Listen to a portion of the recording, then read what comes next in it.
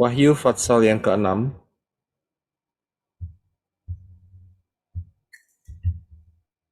Ya, Wahyu Fatsal yang ke-6 mengenai meterai yang ke-6. Nah, di dalam Wahyu yang ke-6 sebelum kita membaca ayat-ayatnya, ya saya akan tunjukkan kepada saudara terlebih dahulu bagannya secara garis besar, yaitu dibagi menjadi 3 bagian. Ya, jadi Wahyu Fatsal yang ke-6 yang menjelaskan mengenai meterai yang ke-6 itu dibagi menjadi 3 bagian. Yang pertama, bagian pertama adalah mengenai murka Elohim yang akan kita bahas hari ini. Ya, jadi ini tercatat di dalam Wahyu Fatsal yang ke-6 ayat 12 sampai yang ke-17. Kemudian bagian yang kedua adalah 144.000 orang suku-suku Israel. Dan itu tercatat di dalam Wahyu Fatsal 7 ayat 1 sampai 8. Kemudian bagian yang ketiga adalah orang-orang goyim yang mati di tangan 666. Ya, yaitu Wahyu Fatsal yang ke-7 ayat 9 sampai 17. Nah, bagian yang ketiga mengenai orang goyim yang mati di tangan 666 telah kita bahas minggu lalu, yaitu di dalam meterai yang kelima. Ya, meterai yang kelima. Kita sudah membahasnya. Jadi nanti tidak akan saya bahas lagi karena sudah selesai. Jadi hari ini kita akan membahas mengenai murka Elohim, dan minggu depan kita akan membahas mengenai 144.000 suku-suku Israel di dalam zaman akhir ini. Ya, jadi saudara tahu sehingga saudara bisa saat membaca ya meterai yang ke-6 kemudian Wahyu Fatsal yang ke-7 saudara paham. Ya, jadi saudara paham. Haleluya. Nah, kita akan masuk mengenai murka Elohim yang akan kita bahas hari ini.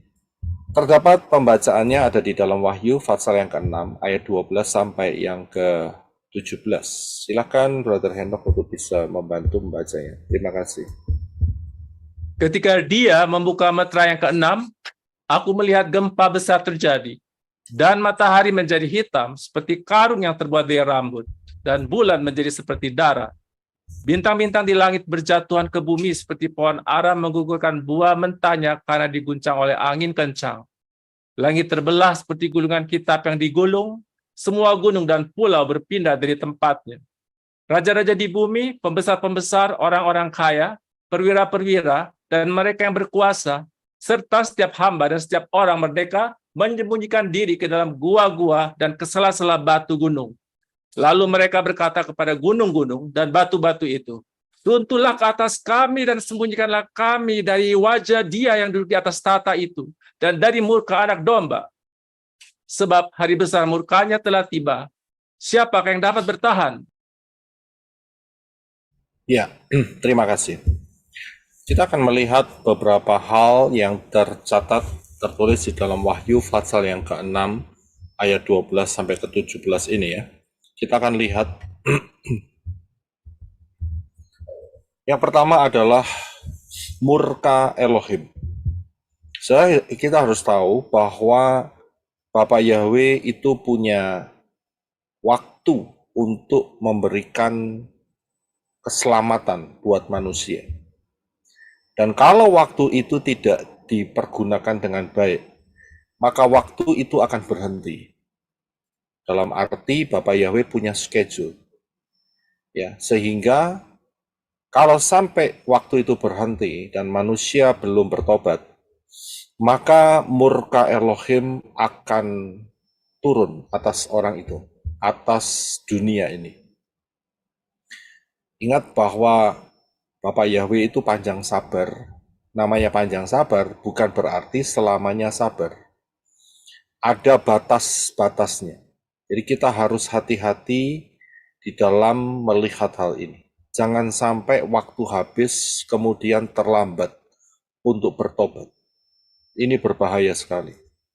Ya, jadi kita harus melihat bahwa murka Anak Domba ya adalah Yeshua HaMashiach yang adalah Bapak Yahweh sendiri di dalam rupa manusia, baik itu saat Dia datang di bumi ini di dalam rupa fisik manusia, baik juga yang sekarang dengan tubuh kemuliaannya, ya, dan akan menjatuhkan murka kepada dunia ini. Nah, nanti kita akan melihat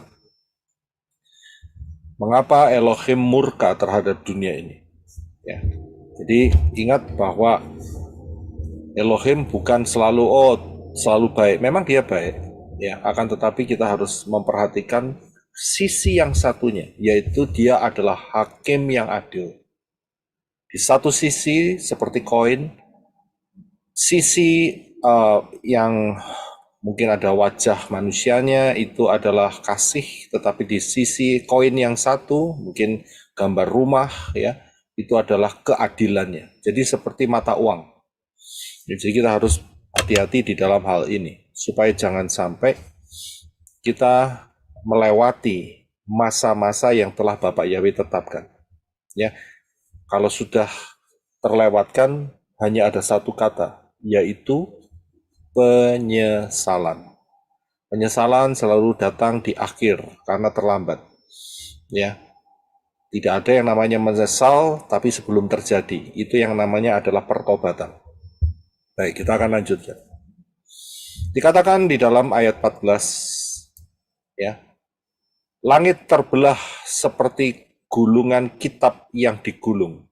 Semua gunung dan pulau berpindah dari tempatnya. Salah satu murka Elohim yang nampak diekspresikan atau ditulis atau dilihat oleh Yohanan itu adalah di mana gunung dan pulau itu bergeser, saudara. Ya, berpindah dari tempatnya. Saudara ngerti? Berarti ini berbicara soal gempa yang dahsyat. Ya, yang dahsyat. Sampai gunung dan pulau berpindah. Nah, kita akan melihat kira-kira daerah mana yang dimaksudkan gunung dan pulau ini. Nah, saya mencoba untuk memberikan peta. Ini adalah 10 negara-negara yang terbesar, ya, maksudnya 10 besar negara-negara yang mempunyai aktivitas gunung volcanoes, jadi gunung berapi. Yang pertama itu dimiliki oleh United States of America.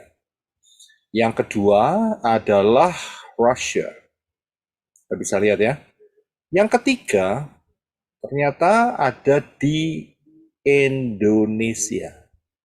Yang keempat ada di Jepang, ya, Nippon. Yang keempat, yang kelima ada di Chile. Yang keenam ternyata ada di Ethiopia. Yang ketujuh ada di Papua New Guinea. 8 Filipina, 9 Meksiko. Ya. Nah, kalau saudara lihat dari peta ini dengan daerah-daerahnya, ya, maka untuk melihat apa yang dikatakan Wahyu 6 ayat 12 ini, langit terbelah seperti gulungan kitab yang digulung, semua gunung dan pulau berpindah dari tempatnya. Bahkan yang lebih mencengangkan lagi yaitu tertulis di dalam Wahyu 16 ayat 20. Ya, yang berkata bahwa setiap pulau menghilang dan gunung-gunung tidak ditemukan lagi. Setiap pulau menghilang berarti saudara bisa mengerti hilang kenapa? Ya akhirnya ditelan oleh lautan dan gunung-gunung tidak ditemukan lagi. Nah, kalau saudara lihat gabungkan antara gunung dan pulau, ya, dari peta yang saudara lihat di atas, kira-kira ada di mana nih? Kira-kira saja. Ada di mana?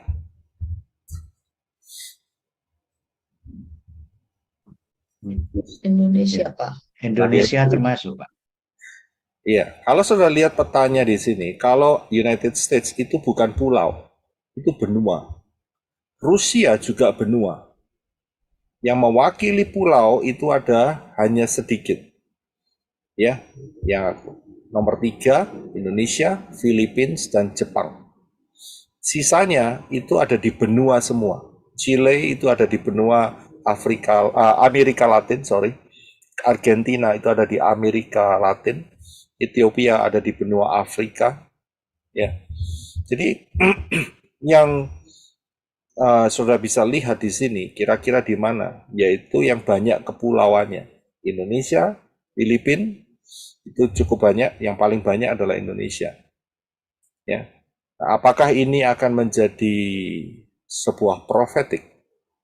Tetapi sudah ditulis, 2 kali ditulis, Wahyu 6 ayat 14 dan Wahyu 16 ayat 20. Dikatakan pulau-pulau bukan cuma berpindah dari tempatnya, bahkan hilang. Dan gunung-gunungnya tidak ditemukan lagi. Ya. Jadi bagi yang ada di Indonesia, bersiap-siaplah, jangan sampai saudara merasa pede masuk di dalam masa 666 dan tidak terjadi goncangan yang super dahsyat. Karena bisa-bisa kemungkinan besar akan terjadi yang tertulis di dalam Wahyu pasal 16 ayat 14 dan Wahyu 16 ayat 20. Ini terjadi pada masa anti-Hamasiyah. Ya, jadi jangan merasa pede. Jadi lebih baik carilah keselamatan yang benar, yaitu di dalam Bapa Yahweh, di dalam Yeshua HaMashiach. Karena sudah diprofetikan pulau-pulau dan gunung-gunungnya akan tidak ditemukan lagi, akan hilang. Ya. Saya melihat beberapa daerah di Indonesia, kalau tidak salah, level daripada air lautnya sudah meningkat. Benar apa enggak itu? Mungkin bisa dikasih informasi yang di sini. Betul, Pak. Benar, Pak. Terutama Benar. Jakarta Utara. Iya, saya pernah melihatnya hal itu. Itu mereka bikin coba bangun bendungan untuk membendung air laut ya, kalau tidak salah, seperti itu ya. Supaya tidak terjadi bahan air laut masuk ke daerah penduduk. Ya. Kalau boleh tahu kira-kira mulainya kapan itu, Pak Herwin? Mulai apanya, Pak? Mulai Bendungan. peningkatan itu. Oh ya, sudah sekian tahun terakhir, Pak. Kalau bendungan itu memang sudah dibangun. Betul, itu di daerah Pik terutama. Jadi sekarang pun sudah ada bangunan-bangunan yang sebetulnya kalau tidak ada bendungan, dia kena air itu. Wow, iya. Di daerah Semarang gimana? Saya dengar katanya juga ada daerah-daerah yang sudah mulai terbenam dengan air laut kalau nggak salah. Benar, Pak. Benar. Kenapa? Daerah Benar. Demak sampai Kudus itu Masa-masa yang telah Bapak Yahweh tetapkan. Ya, kalau sudah. Ini mesti tolong di mute dulu ya. ini sedang dibangun jalan tol di atas laut. Berarti itu terjadi penurunan ya, penurunan tanah. Jadi kira-kira apa yang dinubuatkan di dalam Wahyu ini memang sedang terjadi di depan mata kita. Ya, ada banyak kepulauan-kepulauan yang sudah merasakan dampaknya. Dan di dalam zaman akhir ini akan terjadi sesuatu perubahan yang luar biasa. Berpindah pada tempatnya, Wahyu pasal 6 berarti akan terjadi gempa-gempa yang lebih besar lagi. Dan juga kenaikan level daripada air sehingga pulau-pulau itu tidak ada lagi. Karena tertutup dengan air laut. Yang tinggal di benua masih tidak merasakan. Karena benua itu luas. Beda dengan kepulauan. Ya. Baik, saya akan lanjutkan. Yang berikut, kalau saudara lihat di dalam ayat yang ke-16, ya, 15 terlebih dahulu, raja-raja di bumi, pembesar-pembesar, orang-orang kaya, perwira-perwira, mereka yang berkuasa, serta setiap hamba dan setiap orang yang merdeka. Berarti dari semua level golongan manusia, itu mereka menyembunyikan diri di dalam gua-gua. Ya, alasannya mengapa? Alasannya karena murka daripada Elohim. Ya.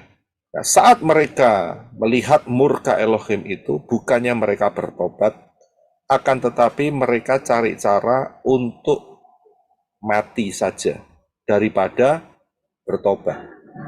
Inilah isi hati manusia yang betul-betul sesat. Inilah isi hati manusia yang betul-betul tidak mau mencari dan diperdamaikan oleh Elohim melalui Yeshua HaMashiach. Lebih baik mereka mengatakan runtuhlah ke atas kami, ayat 16.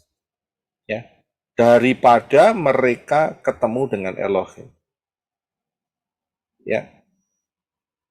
Elohim, Bapak Yahweh itu adalah pencipta Syamayim dan bumi. Dia ada di mana-mana, termasuk dia juga bisa melihat dan ada di Seol, dunia orang mati. Tapi ingat ya, kalau Bapak Yahweh ada di dunia orang mati, bukan berarti di dunia orang mati menjadi Syamayim, tidak.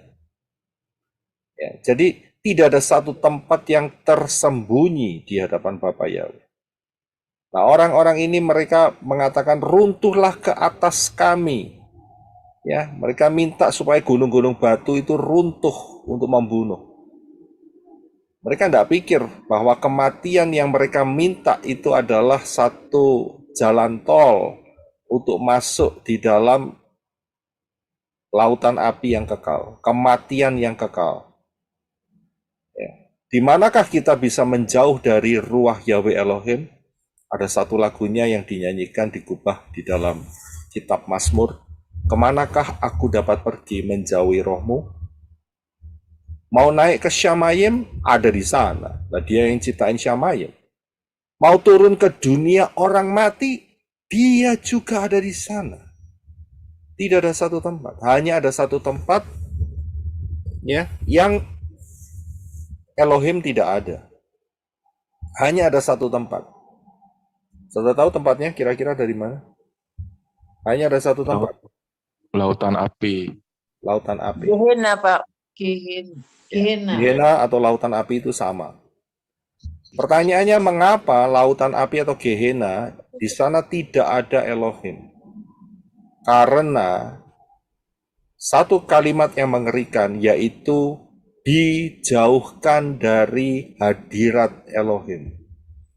Itulah yang menjadi alasan mengapa di Gehenna atau lautan api itu tidak ada Elohim. Karena dia dijauhkan sejauh timur dan barat. Dijauhkan, ya, jadi tidak akan pernah ketemu lagi.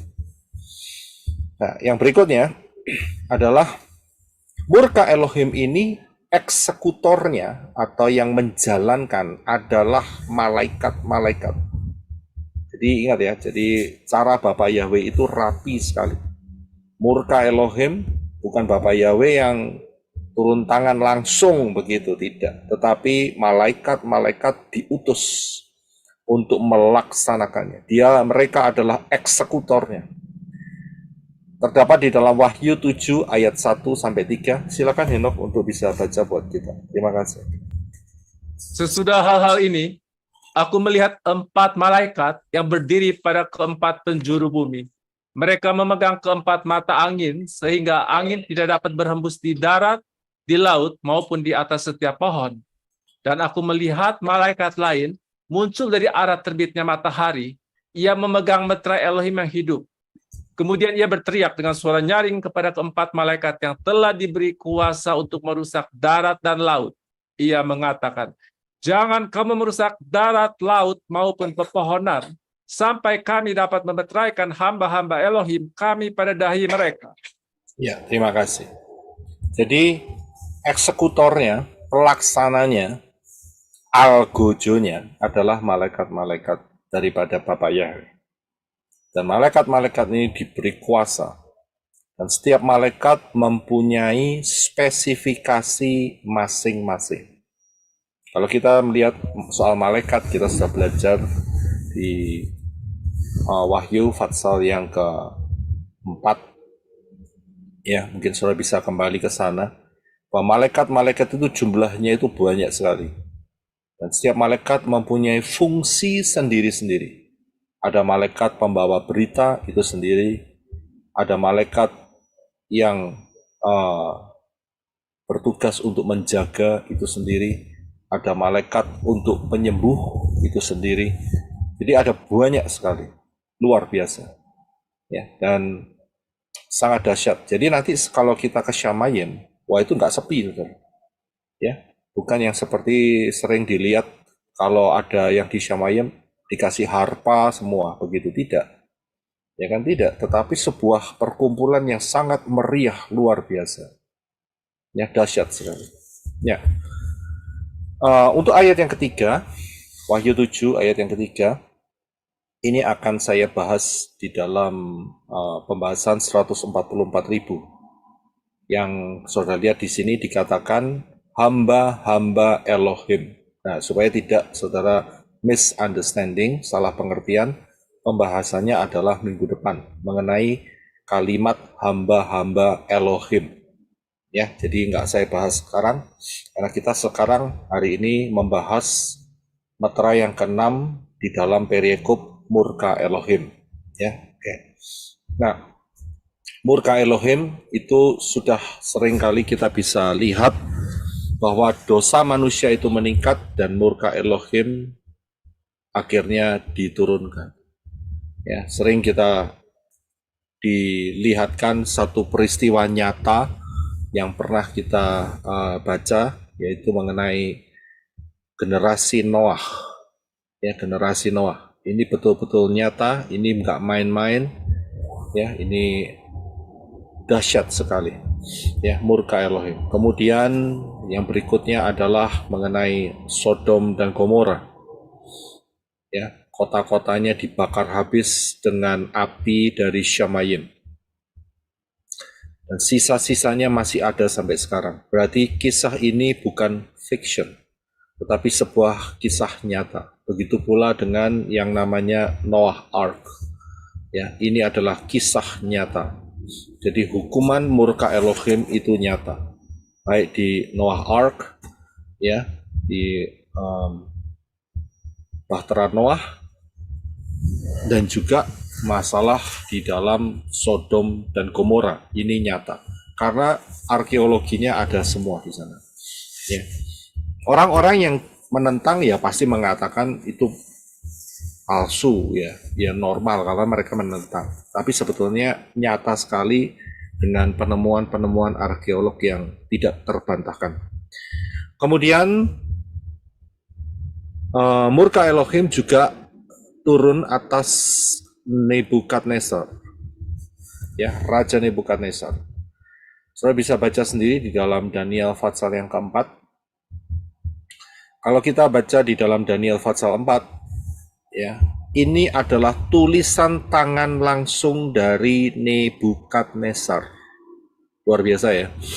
Jadi di dalam Daniel pasal 4 ini bukan tulisannya Daniel, bukan. Tetapi tulisan daripada pengakuan yang dialami sendiri oleh Nebukadnezar. Karena Nebukadnezar kalau sudah lihat, dia menjadi sombong, dan kemudian karena kesombongannya dikasih waktu 12 bulan, dan setelah itu dia tidak menyadari, dia mengucapkan kalimat kesombongannya, dan akhirnya dijatuhin hukuman selama 7 tahun. Selama 7 tahun akal budinya dicabut, dan dia sama menjadi seperti binatang, makanannya rumput. Ya, jadi manusia dicabut akal budinya jadi seperti binatang. Inilah murka Elohim atas Nebukadnezar. Tapi luar biasanya setelah masa ini selesai, dia sadar dan dia tulis Daniel pasal yang keempat. Jadi Daniel pasal 4 itu adalah tulisan tangan pengakuan sendiri dari Raja Nebukadnezar. Ya, dahsyat sekali. Dan dia mengakui bahwa Yahweh adalah Elohim satu-satunya. Ya. Karena saudara harus tahu bahwa di dalam kerajaan-kerajaan pagan, mereka selalu menganggap rajanya itu adalah titisan dewa. Ya. Nah, itu dia. Itu yang menjadi penyesat di sana. Tetapi Raja Nebukadnezar merendahkan diri dan dia tuliskan pernyataannya di dalam Daniel pasal 4. Saya yakin kita mungkin bisa ketemu dengan dia di Syamaya. Ya. Nanti kita tanya sama dia rasanya makan rumput selama 7 tahun itu kayak apa. Ya, dia pasti ingat. Ya. Jadi ini yang terjadi di Raja Nebukadnezar. Yang berikutnya, Bapak Yahweh juga menjatuhkan hukuman murkanya kepada Yisrael. Walaupun Yisrael adalah umat pilihan, tapi ingat, Yisrael jatuh di dalam penyembahan berhala. Itu yang terjadi sebelum kedatangan Yeshua, sehingga Israel diserakkan ya ke berbagai negara, ke berbagai bangsa. Ya, terutama kita bisa melihat saat Nebukadnezar menghancurkan Yerusalem. Ya, bahkan murka Elohim juga turun atas Israel ya karena menolak keselamatan yang diberikan melalui Yeshua HaMashiach. Ya, jadi itu terjadi di 70 Masehi. Sehingga sebagai impact-nya bait suci diruntuhkan total dan belum terbangun sampai hari ini. Tapi persiapannya sudah ada, berarti akan terbangun. Kita tinggal siap-siap saja untuk melihat penggenapan rencana Bapak Yahweh. Ini adalah contoh-contoh murka daripada Bapak Yahweh. Dan kemudian, tidak lama lagi, akan ada masa 666, masa anti Hamashiach.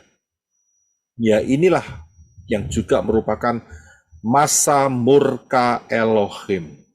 Ya, masa murka Elohim. Sebagai eksekutornya adalah anti Hamashiach. Ingat ya, jadi Bapak Yahweh murka dan murkanya dituangkan, eksekutornya adalah anti Hamashiach. Mengapa masa 666 ini merupakan masa murka Elohim? Ya, dan masa 666 ini lamanya hanya 3,5 tahun. Ya, kita sudah mempelajarinya. Ya, karena ada dua alasan. Murka Elohim di dalam masa 666 yang lamanya hanya 3,5 tahun, ini untuk dua golongan. Yang pertama adalah untuk Yisrael yang sampai detik ini menolak Yeshua HaMashiach. Yeshua HaMashiach adalah Bapak Yahweh sendiri di dalam rupa manusia. Berarti sampai detik ini Yisrael menolak Bapak Yahweh. Karena itu murkanya turun. Yang kedua adalah untuk bangsa-bangsa yang menolak Yahweh di dalam Yeshua HaMashiach. Maksudnya di sini adalah bangsa-bangsa Goyim, non-Israel. Jadi masa 666 adalah murka Elohim untuk seluruh dunia. Baik bangsa-bangsa Goyim dan juga bangsa Yisrael. Ya, jadi jangan pernah salah pengertian kalau ada pengajar-pengajar yang mengatakan bahwa mempelai-mempelai Yeshua HaMashiach akan masuk di dalam masa 666. Pengajaran seperti itu salah besar. Ya, kita tidak lagi dihukum. Ya, mempelai-mempelai Yeshua HaMashiach tidak lagi kena murka. Saya mau tanya sekarang, apa alasannya? Saudara boleh buka mic. Apa alasannya mempelai-mempelai Yeshua HaMashiach tidak kena murka Elohim dalam 666? Silakan. Sudah rapture, Pak Roy. Sudah rapture adalah hasilnya, resultnya. Karena sudah menerima Bapak Yahweh dan Adonai Yesus HaMashiach. Lebih spesifik lagi? Hukumannya sudah ditanggung oleh Yesus HaMashiach. Iya, terima kasih. Jadi, selama masih dalam masa anugerah ini, kita sadar kita ini berdosa. Kita ini melanggar firman. Kita ini punya dosa keturunan. Ya, sehingga kita mengambil keputusan minta ampun sama Bapak Yahweh melalui Yeshua HaMashiach. Dan kita pindahkan, kita transferkan dosa kita kepada Yeshua. Ya, jadi kita sudah transferkan dosa kita kepada Yeshua. Karena itu saat rapture, ya, kita pasti akan terangkat. Ya, kita pasti akan terangkat. Karena apa? Karena murka Elohim sudah tidak ada di dalam kehidupan kita. Ya, jadi kalau ada pengajaran yang mengatakan bahwa mempelai Yeshua HaMashiach masuk di dalam masa 666, apa dasar fondasinya? Berarti pengampunan yang disediakan oleh Bapa Yahweh melalui Yeshua HaMashiach itu tidak sepenuhnya. Ya, saudara bisa paham di sini. Ya, kalau tidak sepenuhnya ya akan masuk, tetapi kan tidak demikian. Pengampunan yang diberikan Bapa Yahweh di dalam Yeshua HaMashiach untuk mempelai Yeshua HaMashiach untuk saudara dan saya itu total selesai karena kita sudah ditransfer dosa-dosa kita.